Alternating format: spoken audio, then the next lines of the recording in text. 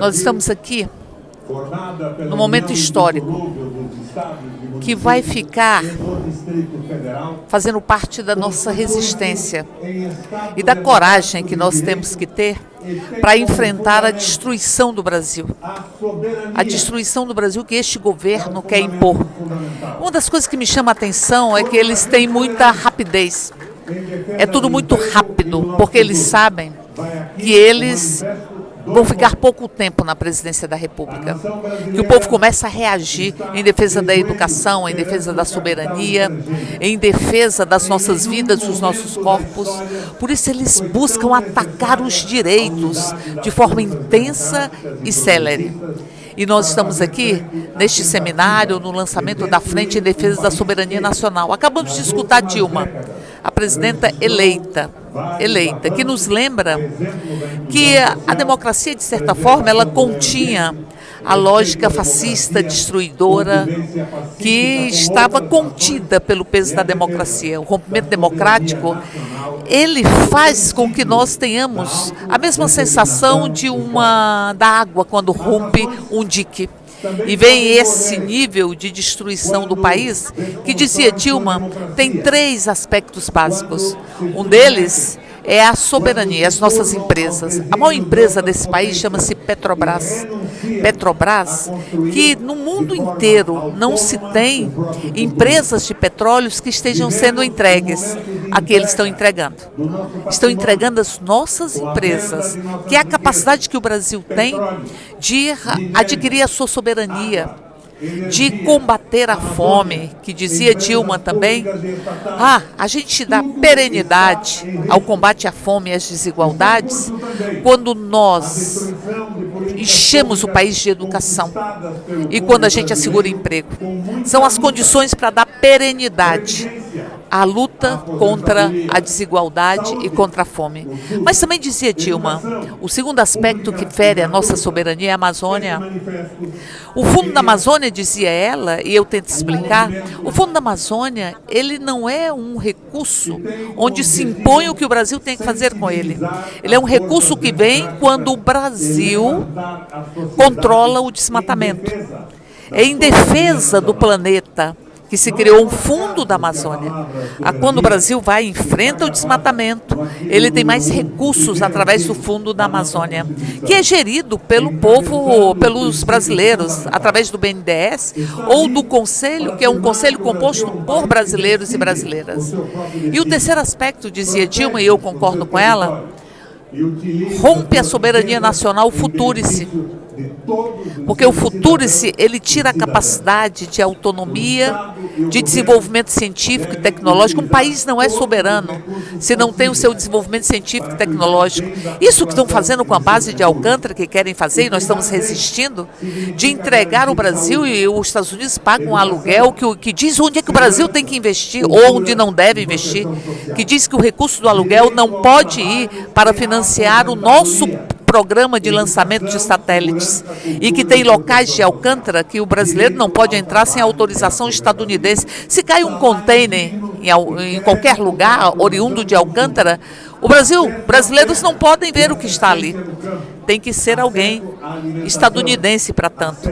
É rompimento, é ferida na nossa soberania. E dizia Dilma, future-se, que de escola à universidade, de um projeto de Brasil, de um projeto para produzir ciência, tecnologia, consciência crítica, porque um povo educado é um povo altivo, é um povo que não se verga e é um povo que não se ilude, não é um povo que baseia o seu voto e o exercício democrático de uma eleição por fake news, um povo educado.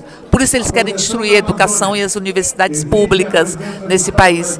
E aí eu diria, vejam qual o retrato do orçamento que o governo mandou para essa casa. Ele reduz os recursos para a educação, reduz os recursos para Minha Casa Minha Vida, para acionar a indústria da construção civil que emprega e que se relaciona com várias cadeias produtivas, a construção civil. Reduz todos os benefícios e os gastos sociais. Então, esses 3 elementos, a Amazônia, a entrega das nossas empresas de forma solerte, de forma covarde.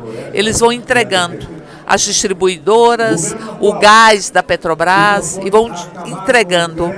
E a educação, empresas públicas estatais e Amazônia.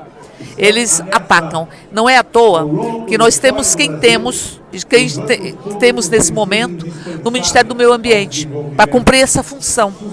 Não é à toa que eles não querem nem o Brasil exportador de produtos básicos como milho, porque eles acabam de abrir para compra sem impostos a isenção fiscal do milho estadunidense, para que entre e dispute com o milho produzido aqui.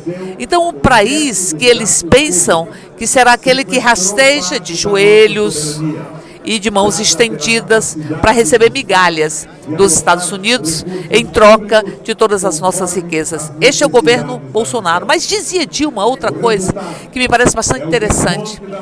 É que eles não conseguiram impor esse programa em um processo eleitoral. Eles tiveram que optar para o neofascismo. É um neoliberalismo com roupagem fascista. Tiveram que prender Lula, dar um golpe de Estado, tirando Dilma, prender Luiz Inácio Lula da Silva, contaminar de mentiras o processo eleitoral, romper e violentar o processo eleitoral, tirar dele qualquer caráter democrático, com as fake news e tudo isso que nós vivenciamos. E tiveram que desconstruir e criminalizar a política para criar um fantoche estadunidense, fantoche de Trump, que negava no discurso a velha política e que estabelecia esse tipo de relação de raiva, de ódio, consequência da criminalização da política para poder chegar à presidência da República. Bolsonaro é uma farsa. É uma farsa sob todos os pontos de vista, inclusive porque não defende nenhuma nova política. A política que ele defende, nova política quem defende é Dilma. Nova política quem defende é Lula. Nova política quem defende é Haddad, que é a política do Estado. O Estado não com seus braços e pernas cortados, como foram cortadas com a emenda constitucional 95, mas o Estado, que não seja o Estado do poema de Augusto dos Anjos, que apedreja e afaga. Apedreja o povo, que quer tirá-lo do orçamento, e afaga banqueiros e rentistas. Por isso eu diria, precisaram de um Bolsonaro, esse protofascista, esse fascista que defende os interesses familiares e que transforma o Brasil num mar de vergonha, como ele tem feito.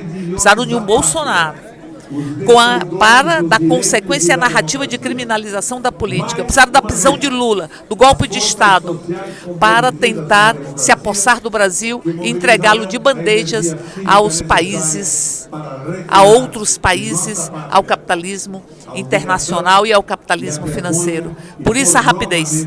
Me chama a atenção a rapidez. Eles não estão aqui construindo um projeto para daqui a 10, 15, 20 anos. Eles querem agora derreter a soberania nacional.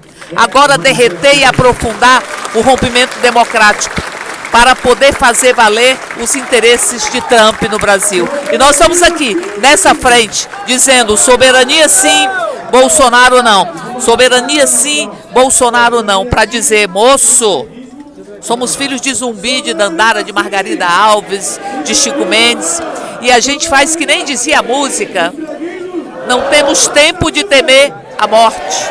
É preciso estar atento e fortes em defesa da nossa soberania, em defesa da nossa democracia, dos nossos corpos, das nossas falas, dos nossos direitos e da nossa liberdade. Soberania sim, Bolsonaro não.